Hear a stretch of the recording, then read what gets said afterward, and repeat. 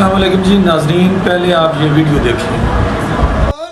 सलमान सेता ओजो भाषा जो नहीं तेला मा भाषा नहीं तेला मा भाषा समझाया समझाया समझाया समझाया समझाया।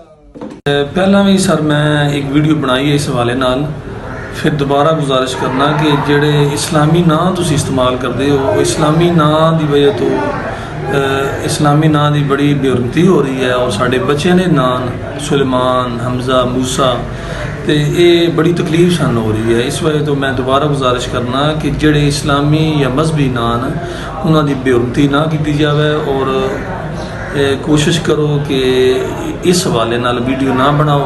मेरी यही गुजारिश, मेहरबानी।